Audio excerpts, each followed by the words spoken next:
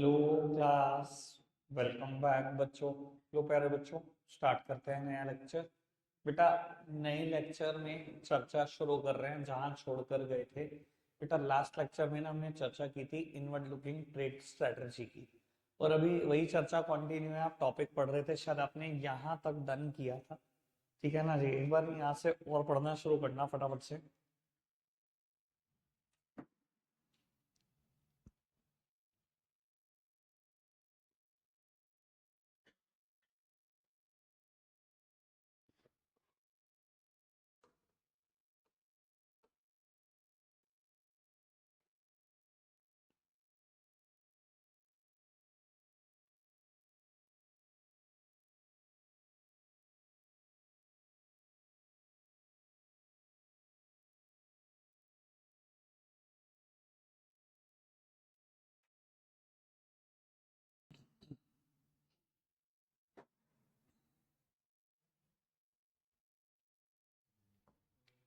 बेटा, ढंग से पढ़ना ही है पहला।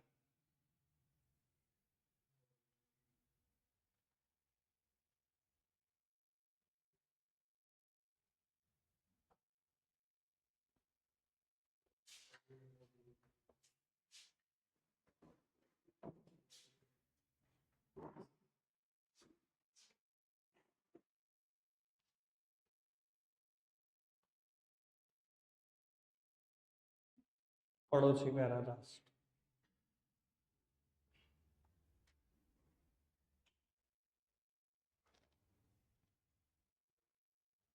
पार्ट पढ़ ले यार।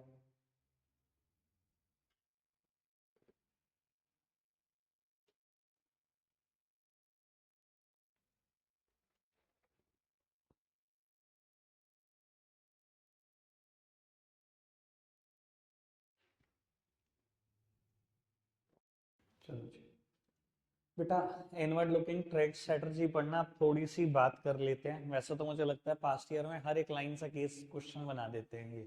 जब पढ़ोगे ना तो पता लगेगा, उल्टी सीधी लाइनों से क्वेश्चन बना देते हैं ये तो। चलो खैर, स्पेसिफिकली बात करते हैं अभी इनवर्ड लुकिंग ट्रेड स्ट्रेटजी पर।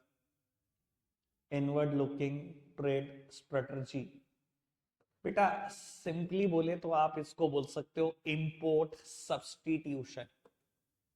इंपोर्ट सब्सटीट्यूशन मतलब समझते हैं सब इंपोर्ट सब्सटीट्यूशन का, कि वो प्रोडक्ट जो आप पहले इंपोर्ट किया करते थे, अब आप उसको इन हाउस प्रोड्यूस करना शुरू कर दो। यानी कि उस इंपोर्ट का सब्सटीट्यूट देश के अंदर ही ढूंढ लो। ठीक है ना जी, यानी कि हम इंपोर्ट पे 1 रुपए की भी फॉरेन एक्सचेंज खर्च नहीं करना चाहते, ऐसे गवर्नमेंट ऑफ इंडिया की सोच थी। Although it prove to be wrong, over a period of time government of India ने भी रियलाइज करा the policy should be export promotion rather than import substitution. अगर एक्सपोर्ट को प्रमोट करते ना इसकी जगह पे, तो ज्यादा तरक्की हो जाती इंडिया की। हमारे को ये था फॉरेन एक्सचेंज रिजर्व बचाओ, फॉरेन एक्सचेंज रिजर्व बचाओ, पर वो बच नहीं रही थी। क्योंकि अगर आप ये भी कह रहे हो ना इंपोर्ट सब्सटीट्यूट कर लो, तो पेट्रोल का कोई सब्सटीट्यूट नहीं था, क्रूड ऑयल का कोई सब्सटीट्यूट नहीं था, वो आप रेगुलरली इंपोर्ट करते रहे, वो तो रुका ही नहीं। तो फॉरेन एक्सचेंज तो खाली होते ही गए। समझ में आती है बात? एक्सपोर्ट प्रमोशन पॉलिसी होती तो ज्यादा अच्छा रहता देश के लिए। आपने एक्सपोर्ट इंपोर्ट सब बंद करा दिए। ठीक है जी, मैं कहता हूँ सब बंद कराने के बाद भी 100% इंपोर्ट बंद नहीं हो पाए, क्योंकि क्रूड ऑयल तो आता ही रहा बाहर से, और देश का फॉरेक्स रिजर्व खाली होता गया। और एट द एंड हम उस स्टेज पर पहुंच गए कि एलपीजी लाना पड़ गया। Foreign exchange reserve fortnightly basis का रह गया था, 15 दिन का इंपोर्टेबल का रह गया था, याद है ना? फिर 7 दिन का रह गया था। फिर कंडीशनैलिटी लगाई आईएमएफ ने, वर्ल्ड बैंक ने हमारे ऊपर, कि एलपीजी लाओगे तो ही लोन देंगे। और ये पता है ना? नहीं भी पता तो कोई नहीं, मेरा अगला चैप्टर है, जिनको याद आ रहा है उनको बढ़िया से याद आ रहा है। अब बेटा, इनवर्ड लुकिंग ट्रेड स्ट्रेटजी मतलब इंपोर्ट सब्सटीट्यूशन, कि हम इंपोर्ट का सब्सटीट्यूट अपने देश में ढूंढ लेते हैं, इंपोर्ट नहीं करेंगे। ठीक है। साथ ही साथ बेटा, इसका कहीं ना कहीं मतलब ये था कि आप डोमेस्टिक इंडस्ट्रीज को प्रोटेक्ट करोगे, अपने देश की इंडस्ट्री को बचाओगे फ्रॉम फॉरेन कंपटीशन। गवर्नमेंट का लॉजिक अपनी जगह ठीक था, पर बेटा ये बचाना भी गलत था। बेटा, गवर्नमेंट अपनी जगह इसलिए ठीक थी कि गवर्नमेंट कहती थी अभी अभी तो इंडिया की प्राइवेट इंडस्ट्रीज ने चलना शुरू किया। बिल्कुल अभी अभी तो हमें इंडिपेंडेंस मिली है, ये अभी कंपटीशन झेलने के हालात में नहीं है, तो हम इन्हें प्रोटेक्शन देंगे अपनी डोमेस्टिक इंडस्ट्रीज को। और प्रोटेक्शन कैसे देंगे डोमेस्टिक इंडस्ट्रीज को? कोटा एंड टैरिफ से। प्रोटेक्शन ऑफ डोमेस्टिक इंडस्ट्रीज, हम अपनी डोमेस्टिक इंडस्ट्रीज को बचाएंगे। कैसे बचाएंगे जी? कोटा से बचाएंगे और टैरिफ से बचाएंगे। बेटा क्या फर्क होता है कोटा और टैरिफ में? पता होगा, क्वांटिटेटिव रेस्ट्रिक्शंस और बेटा टैक्स रेट से बचाना। ठीक है ना जी? जैसा कि याद ही है, मैं बहुत बार इसकी बात करता हूं आपके साथ। बेटा अगर मान लो इंडिया में कोई चीज यूएसए ने सस्ती बनाकर एक्सपोर्ट कर दी, मान लो कोई चीज 3 रुपए किलो बनाकर इन्होंने एक्सपोर्ट कर दी और इंडिया वाले उस चीज को बना रहे 6 रुपए किलो, तो भैया एक नेचुरल प्रिंसिपल ये कहता है कि जो सस्ता बना रहा है वो सस्ता बेचेगा। ठीक है ना जी? और हम क्या करते थे, हमने मान लो क्वांटिटेटिव रेस्ट्रिक्शन लगा दी इनके ऊपर कि यूएसए से अगर प्रोडक्ट इंपोर्ट होगा तो 1 लाख किलो से ज्यादा इंपोर्ट नहीं हो सकता। तो 1 लाख किलो तक तो आप यूएसए का खरीद लो, उसके बाद तो इंडिया का ही खरीदना पड़ेगा। तो कहीं ना कहीं डोमेस्टिक इंडस्ट्रीज को बचा रहे हो आप क्वांटिटेटिव रेस्ट्रिक्शन लगाकर। दूसरा तरीका है टैरिफ्स। भैया 3 रुपए किलो का यहाँ बना और मैं कहता हूँ बेटा जो किराया भाड़ा आया इंडिया तक पहुंचने का वो 50 पैसे पर किलो आया। यानी कि इंडिया में लैंडिंग कॉस्ट कितनी है? 3.5 रुपए किलो। यहाँ पर टैक्स था 20%, 20% टैक्स लगा लेते तो 70 पैसा टैक्स था, यानी कि 4 रुपए 20 पैसे की पड़ जाती, तब भी यूएसए का बिकता। आपने क्या करा, 20% की जगह टैक्स कर दिया रातों रात 100%। 3.5 की चीज 3.5 का ही टैक्स 7 रुपए किलो बन गई। 7 रुपए किलो बनने से क्या हुआ? इंडिया की बिकेगी अब, क्योंकि आपका प्रोडक्ट महंगा हो गया। बेटा आपके प्रोडक्ट को महंगा कराने के लिए हमने हथियार का इस्तेमाल करा, tariffs, unnecessary tax rate, unnecessary के 100% कोई टैक्स रेट नहीं है कस्टम में, तो जबरदस्ती लगाया जा रहा है। ठीक है ना जी? तो आप अपनी ऐसे डोमेस्टिक इंडस्ट्रीज को बचाते थे, या तो क्वांटिटेटिव रेस्ट्रिक्शन लगा देते थे या टैक्स रेट लगा देते थे, मतलब कोटा और टैरिफ। ठीक है जी? बेटा कुछ फायदे हुए, पर जितने फायदे हुए उससे ज्यादा देश को नुकसान। ठीक है जी? मैं फायदे की बात करता हूं पहले, फिर नुकसान की। बेटा कहां इंडस्ट्रियल सेक्टर का कंट्रीब्यूशन इन जीडीपी 13% था? कहां? 1950 में। याद है आपको? On the eve of independence में भी हमने ऑक्यूपेशनल स्ट्रक्चर का स्टैट पढ़ रखा है। क्या पढ़ रखा है? ऑक्यूपेशनल स्ट्रक्चर का स्टैट पढ़ रखा है ना हमने। On the eve of independence 47 में क्या था? प्राइमरी सेक्टर का शेयर 70 से 75, इंडस्ट्री का 10 और 15 से 20 सर्विस का। याद है? याद नहीं है किसी को? एक आदमी कहा होगा कि यहाँ है, बाकी तो सब बस लकीर के फकीर हैं। On the eve of independence हम यहाँ थे 1947 में, 50 में हम यहाँ थे। यानी कि जीडीपी में इंडस्ट्रियल सेक्टर का कंट्रीब्यूशन बस 13% था, लेकिन 1990 में ये बढ़ता बढ़ता बढ़ता बढ़ता 24.6 हो गया। यानी कि जस्ट डबल कह सकते हो आप एक तरीके से। Hats off to inward looking trade strategy, जिसने हमारे इंडस्ट्रियल सेक्टर का शेयर जीडीपी में बढ़ा दिया। ठीक है, पहला एडवांटेज। ठीक है, पर मैंने बोला जितने एडवांटेज है उससे 10 गुना ज्यादा डिसएडवांटेज है। ठीक है जी? खुश होते रहो वैसे तो फिलहाल अभी। बेटा हमारा इंडस्ट्रियल सेक्टर में आउटपुट ग्रो कर रहा था 40 के 40 सालों में 6% पर एनम के हिसाब से, अगर मैं एवरेज निकालू।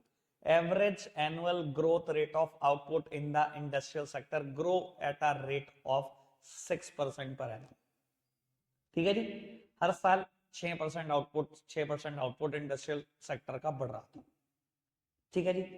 तीसरी बात, ये दोनों स्टार्ट पढ़े थे आपने लास्ट लेक्चर में। तीसरी बात भी पढ़ी थी आप बेटा, कहीं ना कहीं डाइवर्सिफिकेशन भी इंडस्ट्रियल सेक्टर का शुरू हो गया, और वो डाइवर्सिफिकेशन में हमने दो मेनली इंडस्ट्री एंटर करी। ठीक है जी? एक थी ऑटोमोबाइल और दूसरी थी सनराइज इंडस्ट्री, यानी कि इलेक्ट्रॉनिक्स। ठीक है जी? इलेक्ट्रॉनिक्स को सनराइज इंडस्ट्री भी बोला जाता था। ठीक है जी? इन दोनों इंडस्ट्री में भी इंडिया ने कदम रख दिया इन्हीं 40 साल। ठीक है जी? ये हुए फायदे। नुकसान तो नुकसान ही नुकसान, इसका कुछ बहुत अच्छा इंपैक्ट नहीं है। बेटा पहला नुकसान जो आपको हुआ, growth of inefficient public monopolies. अब आपको भी पता है 40 सालों में लीड रोल किसके पास था? पब्लिक सेक्टर के पास। अब हमने लीड रोल भी दे दिया उनको, साथ में उनको कंपटीशन भी नहीं झेलने दिया, कोई फॉरेन फर्म को एंटर ही नहीं होने देते थे हम इंडियन मार्केट में। ये दोनों हथियार हमारे पास जिंदाबाद। जब हमने एंटर ही नहीं होने दिया किसी भी फॉरेन फर्म को, तो बेटा कहीं ना कहीं वो जो पब्लिक सेक्टर था ना, उनकी ऐसी मोनोपोलीज बन गई जो इतनी एफिशिएंट नहीं थी। अगर कोई चीज, कोई एंटरप्राइज एफिशिएंट हो ना, उसकी मोनोपोली बन जाए कोई परेशानी नहीं है, लेकिन अगर इनएफिशिएंट चीज है और उसकी मोनोपोली बन जाए, उसका ना नुकसान हमेशा कंज्यूमर को होता है, देश को होता है। जैसे कि मैं एक एग्जांपल देकर बताता हूँ, टेलीकम्युनिकेशन बीएसएनएल एमटीएनएल का राज था, ठीक है ना, पब्लिक गवर्नमेंट की मोनोपोली रहा है बेटा टिल 1990। 1991 में हमने खत्म करी है मोनोपोली इनकी, जब लिबरलाइजेशन, प्राइवेटाइजेशन, ग्लोबलाइजेशन किया। जब प्राइवेटाइजेशन किया ना, तब हमने मोनोपोली खत्म करी। उससे पहले सरकार की मोनोपोली रहा है telecommunication sector. BSNL MTNL are the only players in the market. और आपको पता है हालात, मैंने आपको बताया भी था, ये तो मैंने होश संभाले हुए देखा है, होश संभालने के बाद भी देखा है। टेलीफोन कनेक्शन के लिए आप अप्लाई करो, you have to wait years and years just to get a telephone connection. मैंने बहुत अच्छे से देखा है, होश संभालने के बाद देखा, मुझे याद है आज भी, ठीक है ना। घर पर पीएनटी होता था, हमने पीएनटी उठाया, एक पर्टिकुलर साउंड होती थी तो पता लगता था एनगेज जा रहा है, ठीक है जी। जैसे ही फोन उठाया अगर एनगेज जा रहा है तो सब बोलते थे अच्छा बाहर कहीं तार टूट गई होगी, ठीक है जी। वायरलेस तो सिस्टम था ही नहीं, वायर वाला सिस्टम होता था पीएनटी का पूरा। अच्छा जी, तार टूट गई, कंप्लेन करने चलो जी मेन टेलीफोन एक्सचेंज में, ठीक है जी। अम्बेडकर स्टेडियम के पास है मेन टेलीफोन एक्सचेंज, वहां पर जाता था मैं अपने फादर के साथ कंप्लेन करने। मुझे आज भी याद है, कंप्लेन करने के 2-2 3-3 महीने के बाद स्टाफ आता था कंप्लेन करने के। अब आप समझ सकते हो। और इनकमिंग के भी चार्जेस होते थे, मिनिमम बिल भी होते थे। मैंने वो जमाना देखा हुआ है, मेरे फादर के पास पहला मोबाइल फोन आया पैनासोनिक का, 13 रुपए की इनकमिंग कॉल थी उस टाइम। इन मोबाइल फोन में 13 रुपए की इनकमिंग कॉल, एक कॉल उठा लेते थे 13 रुपए लग जाते थे, ठीक है जी।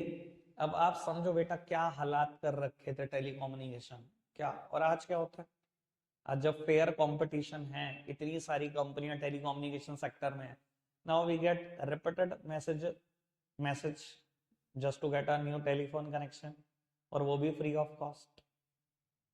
फ्री ऑफ कॉस्ट नया टेलीफोन कनेक्शन मिल जाएगा, फ्री ऑफ कॉस्ट छोड़ो, आपको 1 महीने का रिचार्ज भी दे रही है कंपनियां। ये होता है कंपटीशन होने से। समझ में आती है बात? आगे बढ़ जाए बेटा, आगे बढ़ाते हैं। Indiscriminate spread of PSUs. बेटा पीएसयूज क्या कर रही थी, सब कुछ ही कर रही थी, सब कुछ। मतलब देखो ठीक है, जो आपने 40 सालों में ग्रोथ करी वो कमेंडेबल है, ठीक है। चाहे 13% से 24.6% तक पहुंचना हो, चाहे 6% इंडस्ट्रियल आउटपुट बढ़ाना, कमेंडेबल जॉब है 40 सालों में। पर इसका मतलब ये नहीं है कि आप कुछ भी प्रोड्यूस करोगे। मतलब जो एरा है 1950 to 1990, it is the era of anything and everything through PSU, ऐसा बोलते हैं लोग। इस एरा को क्या बोलते हैं, एनीथिंग और एवरीथिंग थ्रू पीएसयू। कुछ भी करना हो, कैसे भी करना हो, पीएसयू करेंगी। क्योंकि गवर्नमेंट क्या कर रही है, government is producing shoes, government is producing bread, हर चीज गवर्नमेंट बना रही है।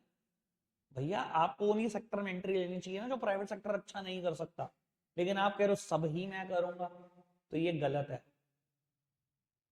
सब कुछ सरकार बना रही थी भैया, फिर तो तुमने जरूर लॉ एंड ऑर्डर मेंटेन कर लिया, सारा ध्यान ही प्रोडक्शन में रहेगा आपका।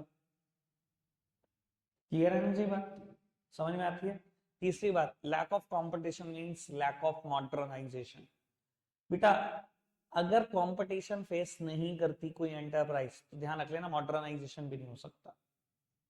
जैसे कि फिएट और एम्बेसडर की मैं बात कर रहा हूँ, आज की तारीख में ऑटोमोबाइल सेक्टर में बहुत कंपटीशन है। आज देखो बेटा 6 महीने में 2 बार हम चेंज कर देते हैं, कार के सारे फीचर बदल देते हैं, ठीक है जी। एक कार का पुराना मॉडल देखो, नया देखो, ऐसा लगता है काया पलट कर दी हो, ठीक है जी। सारा डिजाइन बदल देते हैं, सारे फीचर बदल देते हैं। पुराने टाइम में कंपटीशन नहीं था, fiat and the ambassador were the only cars. दो ही कार मार्केट में थे, एक टाटा फिएट और एक सरकारी कंपनी की एम्बेसडर, ठीक है जी, जिसको सारे सरकारी लोग इस्तेमाल करते थे। और हालात ये थे भाई, 6-6 साल बीत जाते थे, एक फीचर अपग्रेड नहीं होता था, एक भी फीचर। क्योंकि लोग क्या सोचते हैं, प्राइवेट सेक्टर क्या सोचता है, प्राइवेट सेक्टर सोचता है कि अगर मैं बिना मॉडर्नाइजेशन करे ज्यादा कमा सकता हूं, तो मैं इनएफिशिएंट प्रोडक्ट ही बेचता हूं, मैं तो ज्यादा कमाता हूं, मुझे कौन सा कंपटीशन झेलना है। मुझे वो तो सरकार बचा ही रही है, फॉरेन से तो वहां आ नहीं पाने का। और मैं अगर इनएफिशिएंट प्रोडक्ट देकर कमा सकता हूं, तो मैं तो वो देकर कमाऊंगा ना, मैं क्यों मॉडर्नाइजेशन करूं। प्राइवेट सेक्टर की सोच तो यही है। और चौथा और सबसे बड़ा नुकसान, economically unviable unit, political compulsion. बेटा private sector companies huge losses में होती थी, कहीं कहीं हजारों करोड़ के लॉसेस में होती थी, और बेटा उनके लिए कंटिन्यू करना एक कंपल्सन था। मतलब करोड़ों के लॉस में हो तो भी कंटिन्यू करना पड़ेगा। यही एक बहुत बड़ी परेशानी थी, बहुत बड़ी परेशानी। क्योंकि क्या होता था, प्राइवेट सरकार को डर लगता था अगर हमने पब्लिक सेक्टर बंद कर दी ना, देखो कोई भी प्राइवेट सेक्टर होगी, 1 साल लॉस बेयर करेगी, 2 साल, तीसरे साल उसे उठाकर बंद कर दोगे। पब्लिक सेक्टर में करोड़ों के लॉस है, 5 साल से, पर आप बंद नहीं कर पाते थे। सरकार को लगता था बंद करेंगे, ऑपोजिशन पार्लियामेंट में जान खा जाएगा हमारी। ऑपोजिशन कहता था भैया इतनी अनएम्प्लॉयमेंट है देश में, आप क्या इंडस्ट्री बंद करके और अनएम्प्लॉयमेंट क्रिएट करोगे, कंटिन्यू रखो। सरकार रो रही है भाई हम लॉस में है, ऑपोजिशन लेकिन मानने को तैयार नहीं, लेबर यूनियन मानने को तैयार नहीं, ट्रेड यूनियंस मानने को तैयार नहीं, सब आपके खिलाफ। और आप इलेक्शन जीतने के चक्कर में कंटिन्यू रखते थे। मतलब इकोनॉमिकली वायबल यूनिट है तब भी उसको कंटिन्यू करना आपके लिए पॉलिटिकल कंपल्सन थी। आप समझ सकते हो देश के हालात क्या थे चारों लिमिटेशन से। ठीक है, 4 में से 3 लिमिटेशन ना मैं याद करने का तरीका बता देता हूँ, जैसे मैंने याद की हुई है तो मैं वैसे ही आपको सोचता हूँ कि आप करो। एक तो मैं टेलीफोन कनेक्शन सोचता हूँ, जैसे ही मैं सोचता हूँ मेरे दिमाग में हेडिंग आती है growth of inefficient public monopolies. ठीक है जी। एक मैं टाटा फीट और एम्बेसडर सोचता हूँ, जैसे ही मैं ये सोचता हूँ मुझे समझ में आता है lack of competition means lack of modernisation. तीसरा मैं सोचता हूँ सरकार शूज बना रही थी, सरकार बटर बना रही थी, सरकार ब्रेड बना रही थी, इनडिस्क्रिमिनेट स्प्रेड ऑफ पीएसयू। ठीक है। और फिर चौथी बात यही है कि लॉस मेकिंग एंटरप्राइजेस को भी कंटिन्यू करना आपके लिए कंपल्सन था। तो मैं हमेशा इसको ऐसे याद रखता हूँ, आप देख लो आप कैसे याद रखते हो। ठीक है जी, चैप्टर खत्म हो जाता है। रखते हैं आज के लिए इतना ही है प्यारे बच्चों, बाय बाय।